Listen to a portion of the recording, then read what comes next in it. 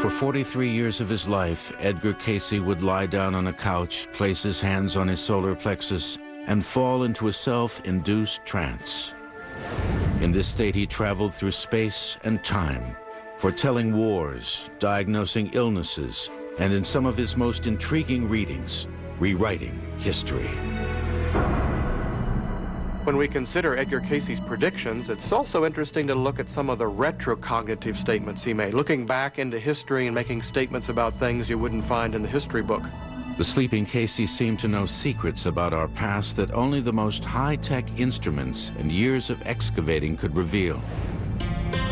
Long before the Dead Sea Scrolls were discovered in 1947, Cayce spoke of an ancient sect of Judaism, the Essenes, which experts believed was made up exclusively of men. Edgar Cayce spoke about the Essenes as a community that included men, women, and children.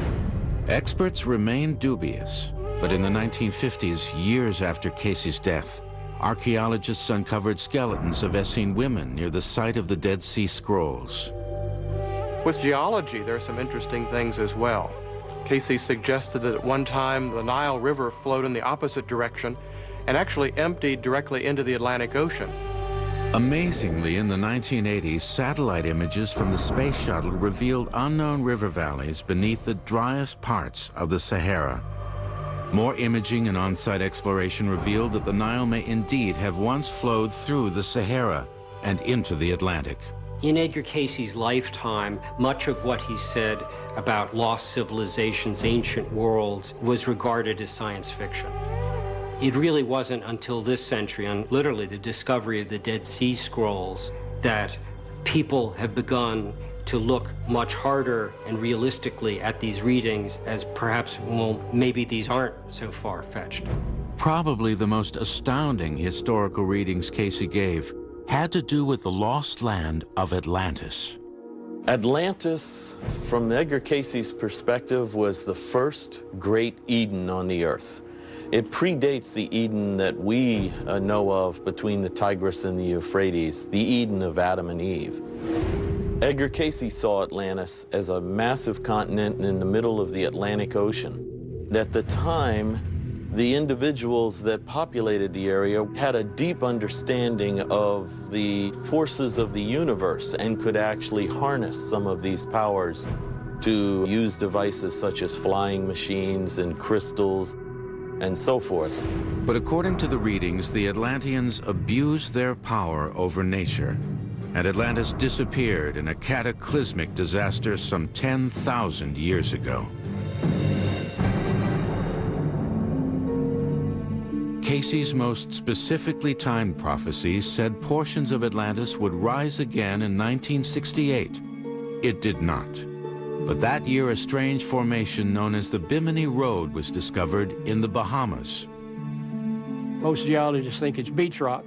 Beach rock is rock that fractures parallel to the shore. Well, this is parallel to the shore, but the end of it curves around in a kind of a J shape, so that's unusual.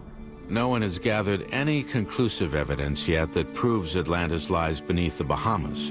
But according to Cayce, Bimini isn't our only link to the lost continent. Before the final destruction, he said, Atlanteans hid records of their earliest history in other locations.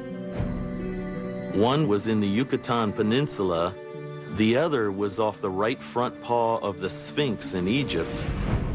In the early 1990s, Dr. Robert Schock, a professor of geology at Boston University, conducted geological and seismic surveys on the Sphinx. I was not in the business to support Edgar Cayce or any other, I'll call him psychic or prophet.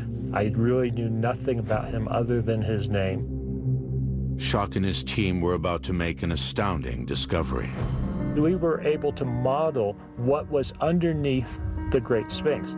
We found under and in front of the left paw of the Sphinx what I believe is a major chamber, maybe up to 25 meters below the surface.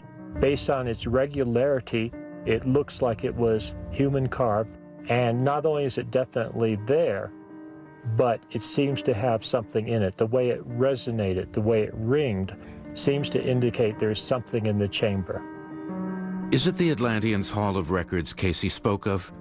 No one has explored it further, And as intriguing as they are, so far Casey's Atlantis prophecies have come up short.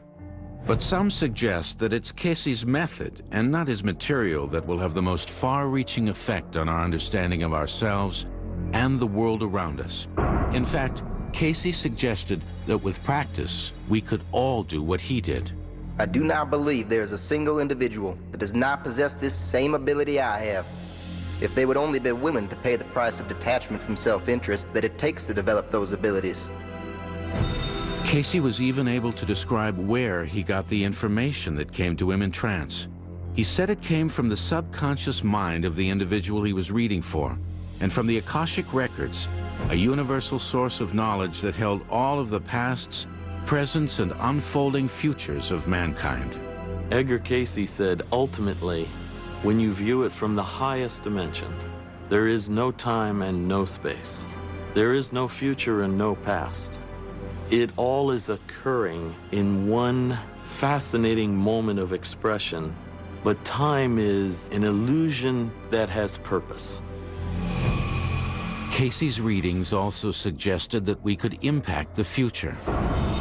This idea was shared by another great prophet, Nostradamus. Edgar Casey and Nostradamus both shared the belief that the future was malleable, changeable. It's also true that if you're a prophet, you're also a propagandist. You're trying to persuade, often, the future to change. Why would Casey want the future to change? And what cataclysmic prophecies did he foresee for the new millennium? Edgar Casey made some extraordinary and spectacular earth change predictions, something that would be catastrophic, probably even beyond what we could imagine.